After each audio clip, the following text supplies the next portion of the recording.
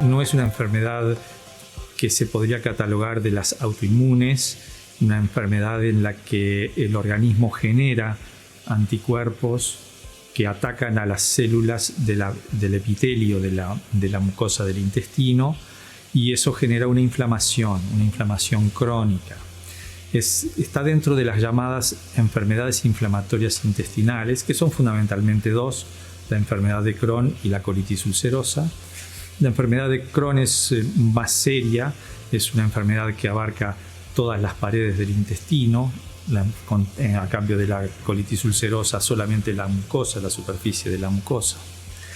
Es una enfermedad que tiene un tratamiento, no tiene cura, pero sí tiene un tratamiento que permite controlar los empujes. No es tampoco una enfermedad que una vez que aparece está siempre con síntomas y manifestándose, sino que es una enfermedad que evoluciona por picos.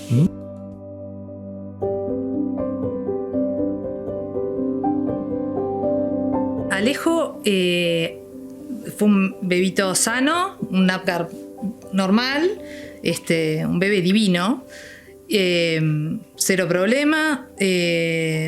Yo festejaba, me acuerdo que vomitaba mucho, pero sin olor, y tenía como vómitos chorro, pero sin olor. Entonces, que yo tengo otro hijo para comparar. Al principio asumimos que era una alergia a la leche, y no le dimos mucha trascendencia. Seguimos dándole un poquito más de cosas, más papillas, le sacamos la leche en ese momento, pasamos a un complemento. Pero cuando empezamos a aumentar el alimento, digamos, por boca, veíamos que había algo que no andaba bien. Diarreas bastante seguidas. Yo cambiaba pañales con diarreas líquidas, te diría 7-8 veces por día mínimo.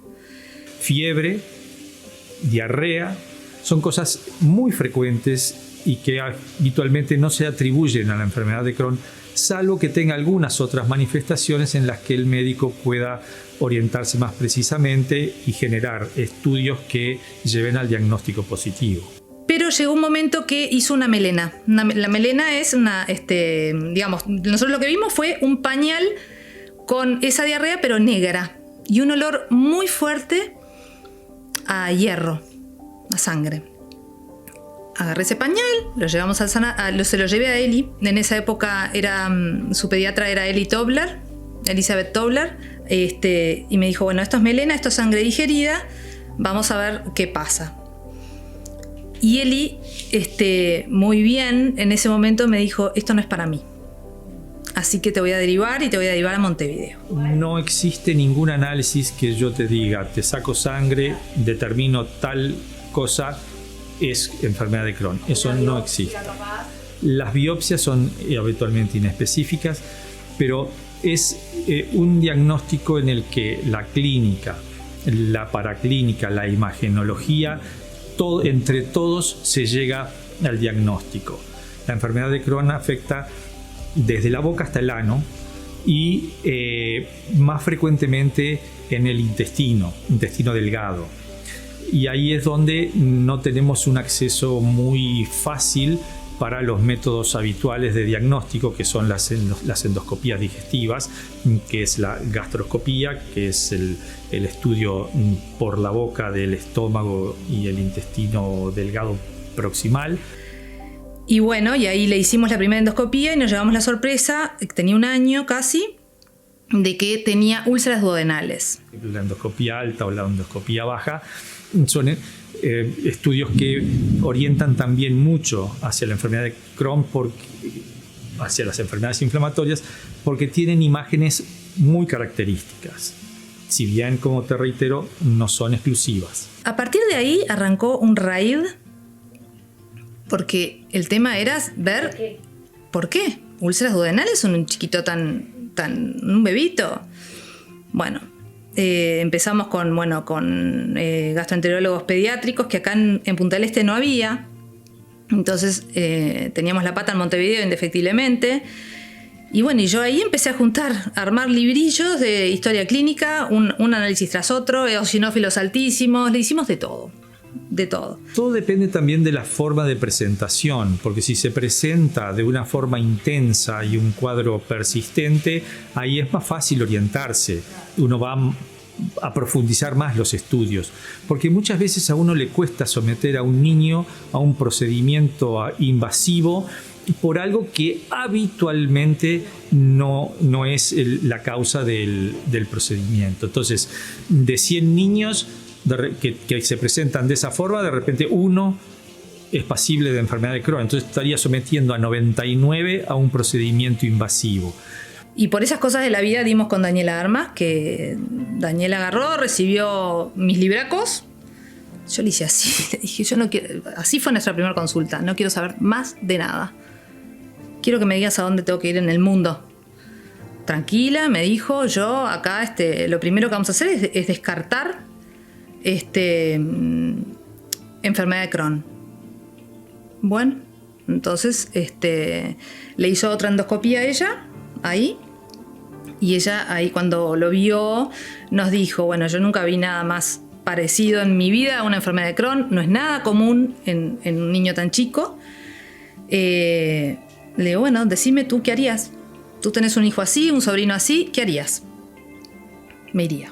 Y bueno, lo llevamos a Filadelfia, al Children's Hospital de Filadelfia. Y bueno, y ahí nos dijeron que sí, que no nos podían diagnosticar a Alejo porque tenía 3 años, era muy chiquito, pero que sí que era un camino a un Crohn. Y ahí nos dijeron también que tenía un tema hepático. En esa época lo llamaban una hepatitis crónica. Y bueno, eso no lo sabíamos nosotros, si bien Daniela sí lo anticipaba, pero nosotros no lo teníamos muy claro. Nosotros habíamos ido por el tema gastroenterológico.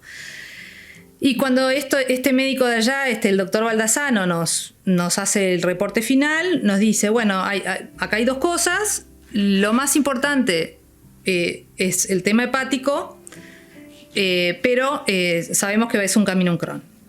Luego pasaron unos años más acá en Uruguay. Nosotros ya lo estábamos con Daniela Armas, ya lo habíamos empezado a tratar como si fuera un Crohn acá. Le sacamos, Daniela fue la primera que dijo, este niño no come más. Cuando hay un proceso inflamatorio agudo, uno pone en reposo el aparato digestivo y eso colabora significativamente a la mejoría. Empezamos con un tratamiento con Neocate, que es un polvo, digamos, es una especie de complemento, pero para él era un elemento porque en esa época no comía, o sea, solo Neocate, o sea, tuvimos que cortarle toda la comida, ni siquiera arroz, te estoy hablando, entonces le pasamos por sonda. Después uno empieza a dar dietas que están vinculadas también a los síntomas, porque esta enfermedad trae algunas complicaciones. Entre ellas es la oclusión intestinal, porque la inflamación reduce el diámetro del intestino y dificulta el pasaje del alimento. Suboclusión u oclusión intestinal que a veces requieren de intervenciones quirúrgicas. Y esto, como te decía, en cuanto a la alimentación, dietas que se llaman dietas elementales, que son dietas de una consistencia muy blanda y que además son de muy fácil absorción. El Crohn afecta desde la boca al ano cualquier sector, ¿no? Y bueno, nada, y ya después a los 5 años más o menos, en Uruguay, ya con unas biopsias, ya ahí sí dio que anatomopatológicamente dio que era un Crohn.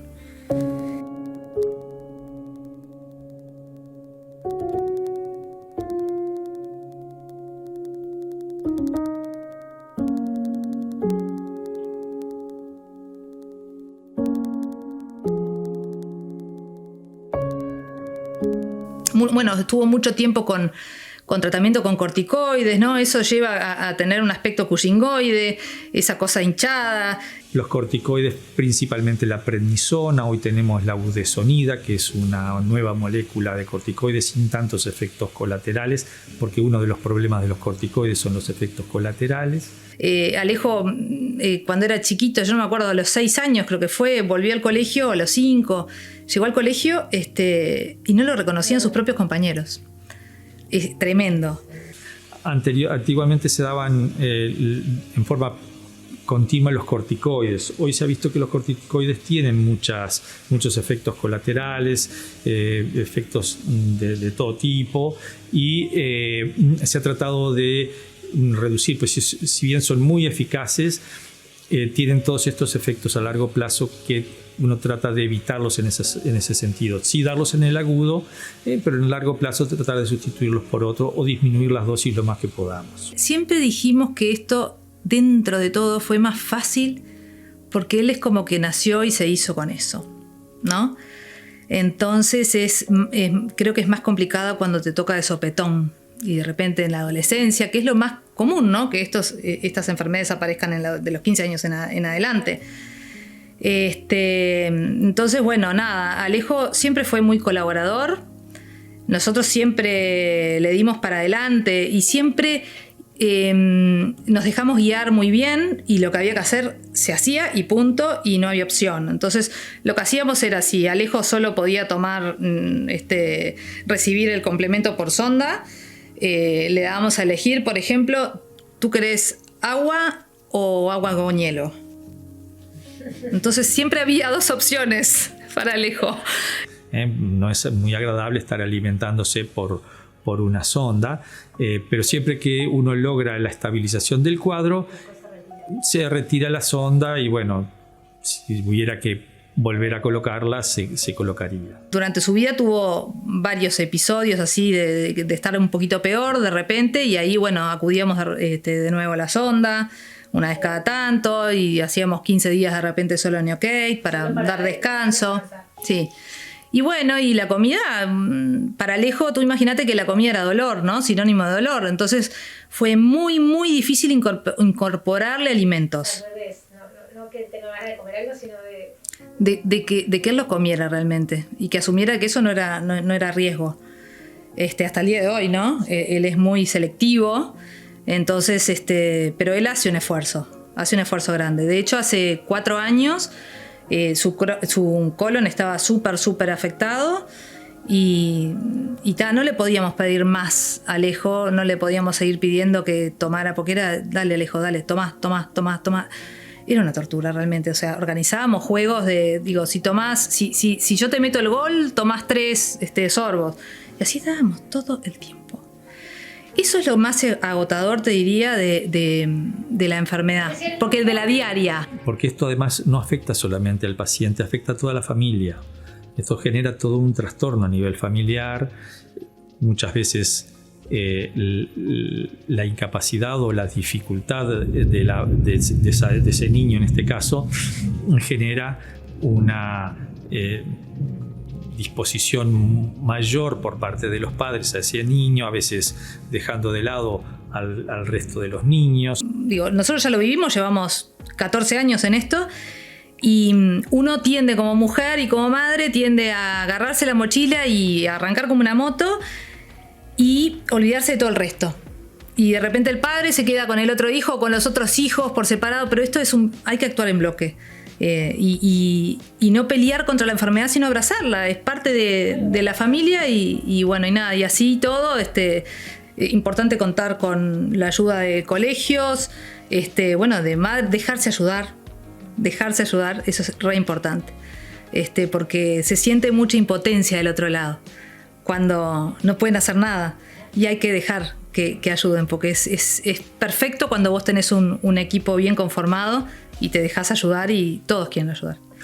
Y esta enfermedad, como cualquier otra enfermedad crónica, que también puede afectar de esta forma, el trastorno familiar hay que tenerlo muy en cuenta. Psicólogo, psiquiatra, gastroenterólogo, pediatras y después, bueno, hepatólogos las cosas que se fueron dando. Neuropediatra también, porque también tuvo episodios de epilepsia. Entonces son coletazos del Crohn, que no es propiamente el Crohn. Es un niño, en este caso, que va a tener limitaciones. Va a tener limitaciones en la ingesta, va a ir a reuniones, cumpleaños y no va a poder comer lo mismo que comen todos. Va a tener limitaciones en su vida habitual. El tema era cuando podíamos volver a probar darle alimentos. Eso fue complicado. Eso es lo más complicado, digamos. Hoy en día, por supuesto, que incorporó un montón de cosas, ¿no? Gracias al abuelo, yo qué sé, podemos ir a un restaurante ahora, un restaurante puntual, y pide pulpo. Porque eso puede, hay cosas que... No es que no pueda, él hoy podría comer lo que quiera. Es súper selectivo. Entonces él de repente prueba y te dice, sí, está muy rico, pero no es para incorporar. El tener una gastrostomía, como en el caso que estábamos ejemplificando, ese niño va a tener probablemente algunos recatos para ir a la playa o mostrar el agujerito ese. Y claro, todo eso genera en el niño algún tipo de sentimiento o de percepción de aislamiento, y hay que trabajar mucho en eso. Hoy en día, por suerte, digo, si va a la casa de un amigo, de repente va y prueba una hamburguesa y eso, no hay problema, no lo tengo que mandar ya con la mochilita. Pero siempre sí, durante toda su infancia. Sí, fue con la mochilita a todos lados. Sí, a todos lados. Podía comer. Y después hace 4 años que estaba su colon muy, muy, muy mal, y le tuvimos que dar un recreo, le teníamos que dar un recreo, o si no iba a pasar algo, sí, iba a ir a cirugía y de repente a darle un descanso. Teníamos, no sé, que de repente cortar un sector de, no sé, podrían haber sucedido otras cosas y bueno, decidimos ponerle un botón gástrico. Son los casos en los cuales hay dificultades para la ingestión del alimento, ya sea porque la persona no tiene el deseo, ya sea porque hay algún problema para ingerirlos.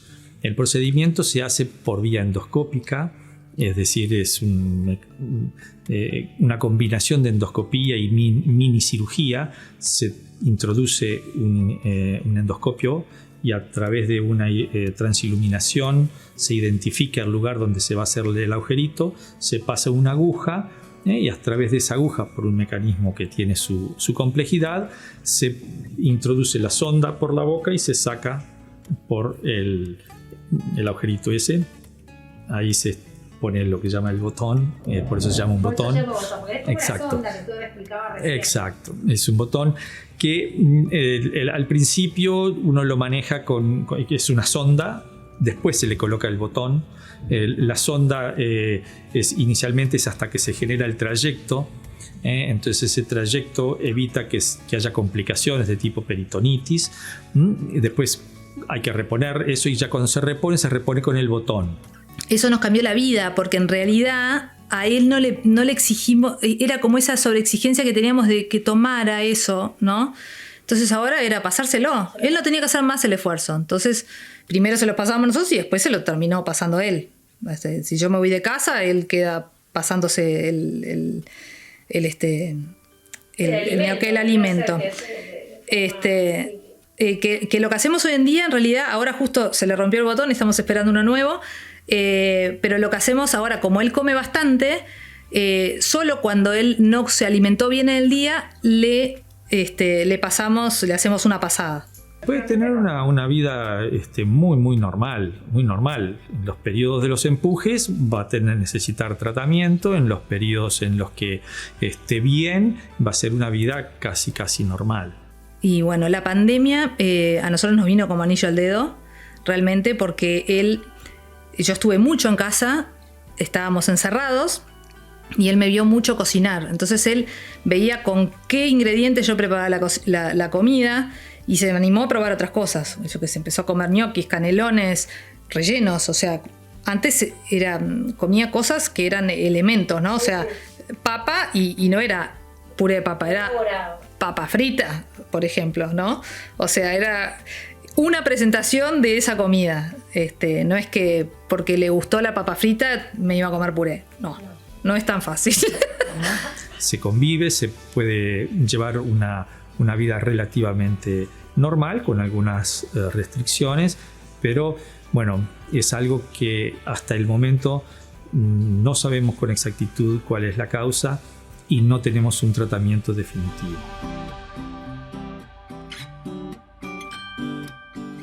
Durante la edición de este programa nos llega la excelente noticia que las últimas muestras de biopsias muestran que Alejo está por primera vez en remisión de su enfermedad de Crohn. Una gran noticia que da un mensaje esperanzador a la familia para seguir adelante.